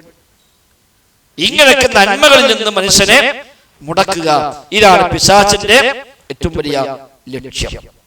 അത് പ്രത്യേകമായി ശ്രദ്ധിക്കേണ്ടതുണ്ട് എന്നർത്ഥം. പിന്നെ പിശാചിന്റെ മറ്റൊന്നാണ് ദാരിദ്ര്യം പറഞ്ഞ് പേടിപ്പിക്കുക. വിശുദ്ധ ഖുർആൻ എടുത്തു പറഞ്ഞു, സൂറത്തുൽ ബഖറയിൽ അശ്ശൈത്വാനു യഅദുകുമുൽ ഫഖർ, പിശാച് നിങ്ങൾക്ക് ദാരിദ്ര്യത്തെ ഓഫർ ചെയ്യും. സ്വതക്ക ചെയ്യാൻ തീരുമാനിക്കുമ്പോൾ, നല്ല വഴി ചെലവഴിക്കാൻ തീരുമാനിക്കുമ്പോൾ ദാരിദ്ര്യം കാണിച്ചു കൊടുക്കുക. അത്ര കൊടുത്താൽ ബുദ്ധിമുട്ടല്ലേ, ഇനിയിപ്പോ അടുത്ത മാസം മറ്റുണ്ട്, ഈ മാസം ഉണ്ട്, കഴിഞ്ഞ മാസം മറ്റാൾ നമ്മൾ പൈസ കൊടുത്തത്, ഇതിങ്ങനെ ഓരോ ഓർമ്മാക്കുമ്പോ സംഖ്യ ഇങ്ങനെ കുറയും. ആദ്യം വലിയ സംഖ്യകൾ പറഞ്ഞു കേട്ട് ഒരു പിരിവിന്റെ കാര്യമൊക്കെ പറഞ്ഞാൽ ഒരു പാവപ്പെട്ട ആളടുത്ത് വന്നു ഓരെല്ലാം എടുക്കാതെ കേൾക്കുമ്പോൾ നമുക്ക് തോന്നും ഒരു കാര്യമായി ചെയ്യണം. പിന്നെ ഇങ്ങനെ ആ സംഖ്യ കുറേ ചെയ്യാൻ കൂടുതൽ. ആദ്യം സംഖ്യ കൊടുക്കാൻ വിചാരിക്കുമ്പോൾ കുറച്ച് ചെയ്യുമ്പോൾ കുറച്ച് കൂട്ടാൻ നല്ല തോന്നുക. പിന്നെ ഓരോന്ന് ഓർമ്മാവും, റമദാൻ മാസം ഇനിയിപ്പോ കുറെ പിരിവ് വരാണ്ടാവും, അപ്പൊ 30 കൊടുത്താൽ ബുദ്ധിമുട്ടാവും, അപ്പൊ പിന്നെ കുറച്ചു അങ്ങനെ ഓരോന്നും ഇങ്ങനെ തോന്നിപ്പിക്കുക. ദാരിദ്ര്യം നിങ്ങൾക്ക് അവൻ ഓഫർ ചെയ്യും, അത് കണ്ട് പേടിപ്പിക്കും. അപ്പോൾ തോന്നും അത് ബുദ്ധിമുട്ടാവും, പ്രയാസത്തിന് അത്ര കൊടുക്കണ്ട, കുറച്ചുകൂടി കൊടുക്കുക. അങ്ങനെ കുറച്ച് അവസാനം പിന്നെ ഇങ്ങനെ തപ്പിയിട്ട് ചില്ലറൊന്നുമില്ല, ഒഴിവാകും. പിന്നെ ഫുള്ള് തപ്പിയിട്ട് ചില്ലറില്ല, കാരണം ചില്ലറ കൊടുക്കാൻ പറ്റുള്ളൂ. പക്ഷെ അത് കൊടുക്കൂല, അത് കൊടുക്കാൻ നോക്കുമ്പോൾ ചില്ലറൊന്നുമില്ല, എന്നാ പിന്നെ വേണ്ട, ഒഴിവായി പോകാം. ഇങ്ങനെയൊക്കെ മനുഷ്യനെ നന്മയെ പിന്തിരിപ്പിക്കുക. ഇമാം ഖുർത്തുബിയുടെ തഫ്സീറിന്റെ ആമുഖത്തിൽ അഊദു ബില്ലാഹി മിനശ് ശൈത്വാനിർ റജീം എന്നത് വിശദീകരിക്കുമ്പോൾ അദ്ദേഹം പറയുന്നുണ്ട്, ഒരു മനുഷ്യൻ സ്വതക്ക ചെയ്യാൻ തീരുമാനിച്ചിറങ്ങുമ്പോൾ 70 ശൈത്താന്മാർ ഓന്റെ പിന്നാലെ കൂടുന്നതാണ്. ശൈത്താൻ ഒരിക്കലും സഹിക്കാത്ത കാര്യമാണ് സ്വതക്ക. സ്വതക്ക മനുഷ്യന് പരലോകത്ത് പോലും തണലായി മാറും. മരിക്കാൻ സമയത്ത് പോലുമുള്ള വിലാപമാണ്, റബ്ബേ കുറച്ച് നീട്ടി തന്നാൽ ഞാൻ സ്വതക്ക ചെയ്യാം. അത്ര വലിയ സ്വതക്ക അല്ലാഹു തആല സ്വീകരിക്കുകയും അതിനെ അല്ലാഹു തആല പരിപോഷിപ്പിക്കുകയും ചെയ്യുന്നതാണ്. നബി തങ്ങൾ പറഞ്ഞത്, കമാ യുറബ്ബി അഹദുകും ഖുൽവഹു, തന്റെ ഒരു കുതിരക്കുട്ടിയെ പോറ്റി വളർത്തുന്നത് പോലെ അല്ലാഹു തആല അവന്റെ സ്വതക്കയെ വളർത്തിക്കൊണ്ടിരിക്കും. യുർബി സ്വതഖാത്ത് യംഹഖുല്ലാഹു റിബ വയുർബി സ്വതഖാത്ത്, സ്വതക്ക അല്ലാഹു തആല പരിപോഷിപ്പിക്കും. നമ്മൾ കൊടുത്തു ഉറപ്പിക്കും, അത് ഉറപ്പിച്ചല്ലേ കിടക്കുക, അതിന്റെ 1, 2, 4 അങ്ങനെ കൂടി വന്ന് വലിയ പ്രതിഫലമായി തിരിച്ചു കിട്ടും. അതുകൊണ്ട് സ്വതക്ക ചെയ്യാൻ ശൈത്താൻ സമ്മതിക്കില്ല. ചെയ്താൽ തന്നെ അത് ബാത്തിലാക്കാൻ പണിയെടുക്കും ചെയ്യും. പറഞ്ഞത്, ഒരാൾ സ്വതക്ക ചെയ്യാൻ ഇറങ്ങുമ്പോൾ 70 പിശാചുക്കൾ അവന്റെ പിന്നാലെ കൂടും. എന്നൊരു വ്യത്യസ്തമായ വഴികളിൽ ഓരോന്ന് ഓർമ്മാക്കിയിട്ട് ഈ സ്വതക്ക മുടക്കാനുള്ള പണി അവർ ചെയ്യും. ഇമാം ഖുർത്തുബി റഹ്മത്തുള്ളാഹി അവിടെ ഒരു പണ്ഡിതന്റെ ചരിത്രം കൂടി കൊടുക്കുന്നുണ്ട്. അവിടെ ഇത് കേട്ടപ്പോൾ ഒരു പണ്ഡിതൻ തീരുമാനിച്ചു, എന്നാ പിന്നെ ഏതായാലും വേണ്ടില്ല, വലിയൊരു സംഖ്യ സ്വതക്ക ചെയ്യണം. അങ്ങനെ ശൈത്താന്മാരുണ്ടെങ്കിൽ ഓരൊക്കെ തോൽപ്പിച്ചിട്ട് ഞാനിന്ന് വലിയൊരു സംഖ്യ സ്വതക്ക ചെയ്യും ഇത് തീരുമാനിച്ചു. വലിയ സംഖ്യയും മനസ്സിൽ തീരുമാനിച്ചു. അപ്പൊ തീരുമാനിച്ച് കുറച്ച് കഴിഞ്ഞപ്പോൾ തോന്നി, അത്ര വേണോ, ലേശം കുറക്കണോ? അപ്പൊ അദ്ദേഹം തിരിച്ചറിഞ്ഞു, ഇത് ഓരോ പണിയാണ്, ഇതാ ശൈത്താന്മാരുടെ പരിപാടിയാണ്, ഞാൻ അത് കൊടുക്കുന്നത്. അപ്പൊ ഓരോരോ തോന്നലുകൾ മനസ്സിലേക്ക് വന്നു, വ്യത്യസ്തമായ ചിന്തകൾ മനസ്സിലേക്ക് ഇങ്ങനെ വന്നു. അതിലൊക്കെ മറികടന്ന് തീരുമാനിച്ചു, എന്തായാലും വേണ്ടില്ല, ഞാൻ 70 തോൽപ്പിക്കും. ആ 70 ശൈത്താന്മാരെ തോൽപ്പിച്ചിട്ട് ഞാൻ എന്തായാലും ഇത് സ്വതക്ക ചെയ്യും എന്ന് തീരുമാനിച്ചിറങ്ങി. ഏതായാലും അവസാനം പരീക്ഷത്ത് ഓരോ ഷെൽഫ് തുറന്ന് സംഖ്യക്ക് എടുത്തിട്ട് ഇറങ്ങി സ്വതക്ക ചെയ്യാൻ വേണ്ടി. അപ്പൊ ഭാര്യ വെച്ച് എന്താ പരിപാടി എടുക്കാൻ ചോദിച്ചു. ഞാൻ സ്വതക്ക ചെയ്യാൻ പോകണം. എത്ര ചോദിച്ചു? എന്താ പിരാന്താക്കൊക്കെ വെച്ച് പിരാന്ത് എത്ര പണി സംഖ്യ സ്വതക്ക ചെയ്യാൻ മര്യാദയോടെ ചൊളിയാറ്. ഭാര്യ വർത്താനായി ആകെ പ്രശ്നമായി ബഹളായി. ദാസോട് ചെന്ന് പോന്നു. ആ പൈസ വെച്ചിട്ട് സ്വതക്ക ചെയ്യാൻ കൂടെ സമ്മതിച്ചില്ല. വന്ന പുസ്തകം വെച്ചാൽ എന്തായി ചോദിച്ചു. 70 ശൈത്താന്മാരെ ഞാൻ തോൽപ്പിച്ചു, പക്ഷെ മനുഷ്യ പിശാചിനെ തോൽപ്പിക്കാൻ പറ്റില്ല. അവിടെ ഞാൻ പരാജയപ്പെട്ടു. അപ്പൊ അതൊക്കെ പിശാചിനെ ഗർഭനെ പിടിച്ചാൽ കിട്ടുക മനസ്സിലായി. അപ്പൊ നേരെ ഓളെ പോയി പിടിക്കാം, ഓളെ കൊണ്ട് ഇടപെടിപ്പിക്കാം. ഇത് പിശാചിന്റെ കുതന്ത്രമാണ്. അപ്പൊ സ്വതക്ക അവനൊരിക്കലും സഹിക്കൂല. അതിൽ നിന്ന് പിന്തിരിപ്പിക്കുക എന്നുള്ളത് അവന്റെ വലിയ ഇതാണ്. അഥവാ സ്വതക്ക ചെയ്താലോ ബാത്തിലാക്കാൻ നോക്കുക. അല്ലാഹു ഖുർആനിൽ പറഞ്ഞു, എടുത്തു പറഞ്ഞുകൊണ്ട് അതേ പേര് പീഡിപ്പിച്ചുകൊണ്ട് നിങ്ങൾ സ്വതക്കയെ ബാത്തിലാക്കരുത്. എടുത്തു പറയാ, അന്ന് അനക്ക ബുദ്ധിമുട്ട് ഞാൻ സഹായിച്ചത് ഇപ്പൊ ഇങ്ങനെ ഓർമ്മയല്ലേ എന്ന് പറഞ്ഞാൽ അന്ന് ചെയ്ത സ്വതക്ക ഇപ്പൊ പൊടി. പണ്ട് ഏതോ കാലത്ത് സഹായിച്ചതായിരിക്കും. ഗൾഫ് പോകാൻ ബുദ്ധിമുട്ടി പ്രയാസപ്പെട്ടപ്പോ നമ്മളാണ് ഒരു വിസ അയച്ചു കൊടുത്തത്. അതിനെ പോയി അവിടെയൊക്കെ പോയി പോകാൻ വലിയ നിലവാരത്തിൽ എത്തി, വലിയ പൈസക്കാരനായി. നമ്മളവിടൊക്കെ എന്തോ കീപ്പിട്ടച്ച് പോകുന്ന ഒരു ബുദ്ധിമുട്ട് നമുക്ക് തോന്നിയ ഓനത്തിന് പോയാലോ, ഞാനാണ് കൊണ്ടേക്കുന്നുണ്ട്, ഓനെപ്പടൊക്കെ എത്തിയിട്ടൊക്കെ ഞാൻ കൊണ്ടുപോയിട്ടല്ലേ, ഒന്ന് പോയി നോക്കിയാലോ. ചെന്ന് നോക്കുമ്പോ ഓനങ്ങനത്തെ ഓർമ്മനല്ലേ, യാതൊരു മൈൻഡും ഇല്ല. അപ്പണ്ട് നമുക്ക് ഒരു പറച്ചില് എനിക്ക് ഓർമ്മ ഉണ്ട്. അന്ന് 10-40 മുമ്പ് ഞാനെന്നെ കൊണ്ടായി, ഇപ്പൊ എനിക്ക് ഓർമ്മ ചെയ്തേ. അപ്പൊ അന്ന് ചെയ്ത് സഹായമായിരിക്കാം, ഇപ്പോഴോ അതാണ് അതാ പീഡനം. മഞ്ഞ് എടുത്തു പറയാം, ചെയ്തതിന്റെ പേരിൽ പീഡിപ്പിക്കുക, അതിനെ പേര് ചൂഷണം ചെയ്യാം. പൊതുവെ ഈ നാട്ടിലൊക്കെ ഉണ്ടാവും പെരാളൊക്കെ ഈ സഹായിക്കാൻ പറ്റുന്ന കുറെ പെണ്ണുങ്ങളുണ്ടാവും. അപ്പൊ ഒരു പെരിയെന്ന കുറെ പണിയൊക്കെ തരും, പോകുമ്പോ എന്തെങ്കിലുമൊക്കെ സ്വതക്ക കൊടുക്കും. കൂലി കൊടുക്കില്ല, പണിക്ക് കൂലി കൊടുക്കില്ല, കൂലിക്ക് പകരം സ്വതക്ക. ഈ സ്വതക്കൊണ്ട് പിന്നെ ബന്ധാങ്ക അവിടെ അടിച്ചിരിക്കുക, ആ നിർത്തിച്ച അവിടെ നിന്ന് പണിയെടുത്ത് അതിനെ പണിയെടുപ്പിക്കുക. എന്നാൽ ഇതിനെ കൊടുക്കില്ല, അപ്പൊ നമ്മളെപ്പോഴും കൊടുക്കലില്ല എന്നറിയാം. കൊടുക്കുമ്പോ സ്വതക്ക, പിന്നെ ആ സ്വതക്കന്റെ പേരിൽ ചൂഷണം ചെയ്യാം. അതൊക്കെ അതയുടെ ഭാഗമാണ്. ഇത് എടുത്തു പറയാം, അതിന് പോലെ ചൂഷണം ചെയ്യാം, അതല്ല. അതൊക്കെ സ്വതക്ക ബാത്തിലാക്കുന്ന കാര്യമാണ്. അപ്പൊ അങ്ങനെ അഥവാ സ്വതക്ക ചെയ്താൽ പോലും ആ സ്വതക്കയെ ബാത്തിലാക്കാനുള്ള വഴി പിശാച് ശ്രമിക്കുന്ന നെയ്യത്ത് മാറ്റുക, അതിനെ പേരിൽ ബാത്തിലാക്കാൻ പറ്റിയ പണികൾ ചെയ്യുക, ഇതൊക്കെ അവന്റെ വഴികളാണ്. അതുകൊണ്ട് അതൊക്കെ നമ്മൾ ശ്രദ്ധിക്കേണ്ടതുണ്ട്. അല്ല എങ്കിൽ നമ്മുടെ എല്ലാ അമലുകളും ഈ രൂപത്തിൽ പലപ്പോഴും അവനെ ഇല്ലാതാക്കി പോകും. അഖീദയിൽ വിശ്വാസത്തിൽ പഠിപ്പിക്കാൻ ശ്രമിക്കും. മിഞ്ഞാത്ത ക്ലാസ്സും പറഞ്ഞല്ലോ, ഉടനെ തോന്നും ആരാ എന്നെ പഠിച്ചത്? അല്ലാഹ്. അടുത്ത ചോദ്യം, മൻ ഖലഖ അല്ലാഹ്, അല്ലാഹനെ ആരാ പഠിച്ചത്? അവിടെ എത്തിയാൽ നിർത്തിക്കോളി, പിന്നെ എപ്പോഴും പോകണ്ടാണ്. അവിടേക്ക് എത്തിയാൽ നിർത്തുക, പിന്നെ അപ്പുറം പോകേണ്ടതില്ല. അത് പിന്നെ ഒരു ആകെ തലതിരി. ആ ചോദ്യത്തിന് പോയി ലോഡ്സും ചെന്ന് ആവശ്യമില്ലാത്ത ചോദ്യങ്ങൾ, അത് പലപ്പോഴും പിന്നെ പഴിക്കുന്നത് മാത്രമല്ല ഓനെ കൊണ്ട് ബാക്കിലേക്ക് പഴിമുണ്ടാവും. അതാണ് മുത്തശാബിഹത്തിനെ പിന്നാലെ പോണെ പറ്റി അത് വിമർശിച്ചത്. ആരും പറഞ്ഞില്ലേ, ഖുർആൻ ഇറക്കിയത് മുഹ്കമാത്തുണ്ട്, മുത്തശാബിഹത്തുണ്ട്. ഫഅമ്മല്ലദീന ഫീ ഖുലൂബിഹിം സൈഗുൻ ഫയത്തബിഊന മാ തശാബഹ മിൻഹു ഇബ്തിഗാഅൽ ഫിത്ന. മനസ്സിൽ സൈഗുള്ള വ്യതിയാനമുള്ള ആളുകൾ അവർ മുത്തശാബിഹിന്റെ പിന്നാലെ പോകും. അത് ഇങ്ങനെ വെറുതെ ഒരേ ചോദ്യം ഓർത്തും പോയി ചോദിക്കാം, ഉത്തരം കിട്ടാനല്ല. 2-3 നിലയ്ക്ക്. ഒന്ന് ഇയാൾക്ക് അറിയോ നോക്കാൻ വേണ്ടി, 2 വെറുതെ ചോദിക്കല്. അങ്ങനെ അതൊരു രോഗമാണ്, അത് പൈശാചികമാണ്. അപ്പൊ മാലിക് ഒരാളെന്ന് പറഞ്ഞു, എനിക്ക് സംശയമുണ്ട്, ഞാൻ ചോദിക്കാൻ വന്നതാണ്. അപ്പൊ മാലിക് പറഞ്ഞു, എനിക്ക് ഉറപ്പാണ്, സംശയമില്ല, പോയിക്കോ. അന്നെപ്പോഴും സംശയമുള്ള വളരെ ഉണ്ടാവും, അവിടെ പോയിക്കോ. കാരണം ഓൻ പഠിക്കാൻ വന്നതല്ല, അമൽ ചെയ്യാനല്ല ചോദിക്കണം. ഉമർ ഖത്താബിന്റെ കാലത്ത് ഒരാളുണ്ട്, സുബൈഖിനെ പഠിച്ചാൽ ആയത്തെടുത്തത് ഇങ്ങനെ എല്ലാവരും അടിക്കും വിശ്വാസത്താക്കി. എന്താ ആയത്ത് ഇങ്ങനെ, ഇതെന്താ ഖുർആനിൽ എനിക്കത് മനസ്സിലായിട്ടില്ല എന്ന് പറഞ്ഞിട്ട് ഇങ്ങനെ ആൾക്കാർ ഇങ്ങനെ വിശ്വാസം ഉണ്ടാക്കി പോവാ. അപ്പൊ ആർക്കെങ്കിലും തോന്നുമല്ലോ അങ്ങനെ ഖുർആനുണ്ടല്ലേ, അതിപ്പോ എന്തേ ഇത് കേട്ടു ഇങ്ങനെ ആളുണ്ട് കേട്ടോ. ഉമർ ഖത്താബ് പ്രാർത്ഥിച്ചു പഠിച്ചാൽ ഓൻ എന്റെ കയ്യിൽ തന്നെ പ്രാർത്ഥിച്ചു. അങ്ങനെ ഉമർ ഖത്താബിന്റെ കയ്യിലെത്തി. ഉമർ ഖത്താബ് എന്താ എനിക്ക് സംശയം ചോദിച്ചു. അല്ലെ, അങ്ങനെ ഒരു ആയത്ത് ഖുർആനുണ്ട്, അതിലേക്ക് ഇത് ക്ലിയർ ആകണില്ല, ഞാൻ ക്ലിയർ ആക്കി തരാം. ഇവിടെ വാഹനം ചാട്ടവാളത്തിട്ട് പോറോണ്ട് അടിച്ചാണ് പൊടിച്ചു. നന്നായി അടിച്ചിട്ട് രക്തം കൂട്ടി ആകെ മുറിവായിട്ട് പറഞ്ഞു വിട്ടു പറഞ്ഞു. വേറൊരുത്തരെ ഏൽപ്പിച്ചു, ഓനെ മുറി മാറി നോക്കണം, മാറി എന്നെ അറിയിക്കണം. ആ ദിവസങ്ങൾ കഴിഞ്ഞ് ഓനെ മുറി മാറി വിവരം കിട്ടി. ഓനെ കൊണ്ടുവരാൻ പറഞ്ഞു, കൊണ്ടുവരാൻ അല്ല മുറി കാട്ടിക്കാ, മുറി ഉണങ്ങിക്കണ്ടേ, അതിൽ പിന്നെ അടിച്ചു. പിന്നെ അടിച്ചിട്ട് ഒന്നും കൂടെ മുറിവാക്കി. എന്റെ സംശയം തീരാൻ ഇതേ വഴിയുള്ളൂ. അതിന് ഉത്തരപ്പെടുത്തൊരു കാര്യമില്ല. ഈ ആയത്തെ അർത്ഥങ്ങളെ പറ്റി കാര്യങ്ങൾ തീരൂല. കാരണം അന്റെ സംശയം ന്യായമായ സംശയമല്ല. ഓരോ മറ്റുള്ളവരെ വിശ്വാസാക്കി അങ്ങനത്തെ കുറെ ആളുകൾ ഉണ്ടാവും. അപ്പൊ അവിടെ ചിലപ്പോൾ അതായിരിക്കും പരിഹാരമായി കൊടുക്കേണ്ടി വരിക. അപ്പൊ ഏതായാലും അനാവശ്യമായ വസ്വാസുകൾ, ആവശ്യമില്ലാത്ത ചോദ്യങ്ങൾ, അതൊക്കെ നമ്മൾ ശ്രദ്ധിക്കണം. വെറുതെ സംശയം ഉണ്ടാക്കുക. ഇന്നിപ്പോൾ ഒരാളിനെ വിളിച്ചു, റമദാൻ മാസം പകരം ചായപ്പൊടി വിൽക്കാൻ പറ്റുമോ? അപ്പൊ എന്താ ചായപ്പൊടി വിറ്റാൽ? അല്ല അത് കൊണ്ടുപോയി ചായ ഉണ്ടാക്കിയാലോ? എന്താ ഒരു കാര്യമില്ല. അപ്പൊ എന്താ വെക്കാൻ പറ്റുക? ഇറച്ചി വെക്കാൻ പറ്റുമോ? മീൻ വെക്കാൻ പറ്റുമോ? പഞ്ചസാര വെക്കാൻ പറ്റുമോ? അപ്പൊ ഓരോരുത്തരും തോന്നാണ് ഇവിടെ ചായപ്പൊടി കച്ചവടമാണ്. അപ്പൊ ഓരോങ്ങനെ വീടുകൊണ്ട് നിൽക്കുമ്പോൾ തോന്നല് ഇതല്ലാത്ത ആൾക്കാർ വായിക്കൊണ്ടേക്കാണ്ട് ചായ ഉണ്ടാക്കിയ കുറ്റം കിട്ടുമോ? ഇതൊക്കെ ഈ വക വിശ്വാസത്തിന്റെ ഭാഗമാണ്. അങ്ങനെ ഒന്നും ചെയ്യാൻ സമ്മതിക്കില്ല. ഒരു പണിക്ക് അയക്കൂല, ഒന്നിനും അയക്കൂല. ഇവരാകെ ഒരുപാട് കൊളുത്തുകളായി മാറും. ഇങ്ങനെ ഒരു മനുഷ്യനെ ഏതെങ്കിലും വിധേന സ്വർഗത്തിന്റെ വഴിയിൽ നിന്ന് തടുക്കുക, തടയാന്നുള്ളത് പിശാചിന്റെ മാർഗമല്ല. പിശാച് പറഞ്ഞ വാക്കെടുത്ത് ഖുർആൻ ഉപയോഗിച്ചാൽ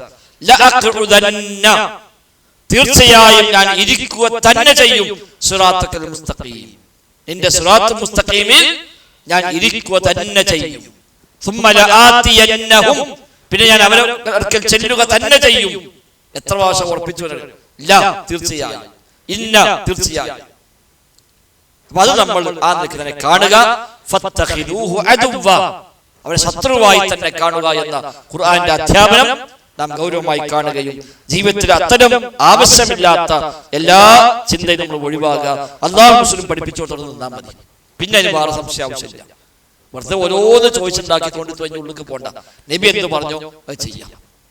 നബി ഒരിക്കൽ ഹജ്ജ് ഫർളാക്കിക്കൊണ്ട് ആയത്തിറങ്ങിയപ്പോ നബി സ്വഹാബത്തോട് പറഞ്ഞു, അല്ലാഹു തആല ഹജ്ജ് നിർബന്ധമാക്കിയിരിക്കുന്നു. ഒരാളപ്പം സംശയിച്ചു, നബി എല്ലാ കൊല്ലം നിർബന്ധം ചോദിച്ചു. നബിക്ക് ആ ചോദ്യം ഇഷ്ടപ്പെട്ടില്ല. നബി തങ്ങൾ പറഞ്ഞു, ഞാൻ ആന്ന് പറഞ്ഞാൽ നിങ്ങളെ കൊണ്ട് കഴിയുമോ? എല്ലാ കൊല്ലം ഹജ്ജ് നിർബന്ധമുണ്ടോ ചോദിച്ചിട്ട് നിർബന്ധമുണ്ട് പറഞ്ഞാൽ ചെയ്യാൻ പറ്റിയ കാര്യമാണത്? എന്തിനാ ചോദ്യം ചോദിക്കുന്നത്? പറഞ്ഞത് അത് പ്രാവർത്തികമാക്കിയ പോലെ എന്തിനാണ് ആവശ്യമില്ലാത്ത ചോദ്യങ്ങൾ? അപ്പൊ അങ്ങനത്തെ അനാവശ്യമായ ചോദ്യങ്ങളൊക്കെ വിലക്കിയ കാര്യമാണ്. ആവശ്യമില്ലാത്ത വിശ്വാസികൾ അതൊക്കെ നമ്മൾ ഒഴിവാക്കുക. അതിനോട് തോന്നാൻ ഇല്ല, അങ്ങനെ ഇല്ല എന്നാണ് ഉറപ്പിക്കുക. ഒതു മുറിഞ്ഞോ? ഇല്ല, മുറിട്ടില്ല. നിസ്കാരം മാത്രയോ? മാത്രമായിട്ടില്ല. അതങ്ങനെ ഉറപ്പിച്ചിട്ട് പോവുക, അതാ ചെയ്യേണ്ടത്. അല്ലാതെ അതിലൊക്കെ നമ്മൾ വിധേയമായി കഴിഞ്ഞാൽ പിന്നെ അതിനപ്പുറത്തേക്ക് കൊണ്ടുപോകും. അങ്ങനെ പോയി പോയി പോയി അവസാനം നിസ്കരിക്കാനും കഴിയില്ല, നോമ്പിക്കാനും കഴിയില്ല, കുളിക്കാനും കഴിയില്ല, ഓരോന്നും ഒന്നും ചെയ്യാൻ കഴിയാത്ത അവസ്ഥയ്ക്ക്. ഞങ്ങൾക്ക് നാട്ടിൽ ചില തങ്ങന്മാരൊക്കെ ഉണ്ട്, വസ്വാസന പേര് ജുമാഴ്ക്കര വരില്ല. രാവിലെ 8 മണിക്ക് കുളിക്കാൻ ഇറങ്ങിയാൽ ആ കുളി കഴിയുമ്പോഴേക്ക് പള്ളിക്ക് ജുമായി. ഒരു വസ്വാസാണ്. കുളിച്ച് കുളിച്ച് കുളിച്ച് കുളിച്ച് കുളിച്ച് കൊളുത്തന്നെ കുളിക്കുള്ളൂ, മറന്നു കുളിക്കൂല. എപ്പോഴെങ്കിലും കാണാം ഒരു 3-4 മാസം കഴിയുമ്പോൾ ഒരിക്കൽ പള്ളിക്ക് വന്നാലോ മൂപ്പര് ജുമായി കിട്ടൂല. പള്ളി വന്നാൽ തക്ബീർ കെട്ടി ശേഷം കെട്ടും, പിന്നെയും കഴിച്ചു, പിന്നെയും കെട്ടും, പിന്നെയും കഴിക്കും. ഇങ്ങനെ കെട്ടി കെട്ടി കെട്ടി കെട്ടി അവസാനം ഇമാം സലാം കിട്ടും, ഇവരാണ് പൂജ ചെയ്യും. ഇത് ഉള്ളതാ നാട്ടിൽ. ഇത് സ്ഥിരമായി മൂപ്പർക്ക് ജുമാക്ക് വരാൻ കഴിയില്ല. ശൈത്താൻ വിജയിക്കാനോടെ പേരിപ്പം എന്താണ്? വസ്വാസ്. എന്ത് വസ്വാസാ? ഏതെങ്കിലും 2, 3, 4 മാസം കൂടുമ്പോൾ കാണാൻ അയാൾ ഒരിക്കൽ തങ്ങപ്പാപ്പ പള്ളിക്ക് അന്ന് ഉപകരമായിട്ടോ അതില്ല. നടന്നു പോകുമ്പോൾ നടന്നാട് പോയാലും ഉപ്പിക്ക് തോന്നുക പഠിച്ചു നായ്ക്കൾ പോയിട്ടുണ്ടാവും. അപ്പൊ അവിടെ ഞാൻ ചവിട്ടിയില്ലേ, അപ്പൊ ഈ ചെരുപ്പ് നൈസായിട്ട് ഉണ്ടാവും, എന്നിട്ട് ആ ചെരുപ്പ് ഒഴിവാക്കാൻ ഇങ്ങനെ തോന്നുന്നതന്നെ. എന്താ കാട്ടുക? ഒരു മനുഷ്യനെ പിശാച് കീഴ്പ്പെടുത്തിയാൽ പിന്നെ നിർവാഹമില്ല. അങ്ങനെ ഓരോ തോന്നലുകൾ. ഇവിടെ ഇരുന്നാല് ഇവിടെ നേഴ്സ് ഉണ്ടാവും, അവിടെ പിന്നെ നായ്ക്കളൊന്നുണ്ടാവുക, ഇനിയിപ്പോ അത് നിസ്കരിക്കാൻ പറ്റുമോ? ഇങ്ങനെ ഓരോരോ സംശയങ്ങൾ. എന്നിട്ട് തുണി കഴിച്ച് നിസ്കരിക്കാൻ മനുഷ്യന്മാരൊക്കെ ചരിത്രത്തിൽ കാണാം. ഒരു സംശയം ഇവിടെ നേഴ്സ് ഉണ്ടാവുകയും ചെയ്യും. അപ്പൊ അവിടെ ഇരുന്നല്ലോ, ഇനിയിപ്പോ അത് നിസ്കരിച്ചാൽ ശരിയാവും, ചന്ദ്രൻ പിശാച് കളിക്കുന്ന കളികളാണ് മനുഷ്യന്മാരെ കൊണ്ട്. അവിടെ ആ വക വസ്വാസം വിധേയപ്പെടാതിരിക്കുക. അല്ലാഹു റസൂൽ പഠിപ്പിച്ചത് എന്താണോ ക്ലിയർ ആണെങ്കിൽ അവിടെ നിൽക്കുക, അതിനപ്പുറത്തേക്ക് പോകേണ്ടതില്ല. അല്ലെങ്കിൽ നമ്മുടെ എല്ലാം തെറ്റിപ്പോകും, അഖീദ തെറ്റും, വ്യത്യസ്തമായ വഴിയിലേക്ക് നമ്മൾ കൊണ്ടുപോകും. പിന്നെ എവിടേക്ക് എത്തിപ്പെടാന്ന് പറയാൻ കഴിയില്ല, നമ്മുടെ സ്വർഗം നഷ്ടപ്പെടും. അതേക്ക് അവസാനം ഉണ്ടാവും. അതുകൊണ്ട് നല്ല ജാഗ്രത അതിനകത്ത് ഉണ്ടാകണം. റബ്ബ് സുബ്ഹാനഹു വ തആല ശരിയാവണ്ണം അവിടെ സൂക്ഷിക്കുന്ന മുത്തഖീകളിൽ നമ്മെല്ലാം ഉൾപ്പെടുത്തി അനുഗ്രഹിക്കുമാറാവട്ടെ. ബറകല്ലാഹു ഫീനാ ജമീഅ. അസ്സലാമു അലൈക്കും വറഹ്മത്തുള്ളാഹി വബറകാതുഹു.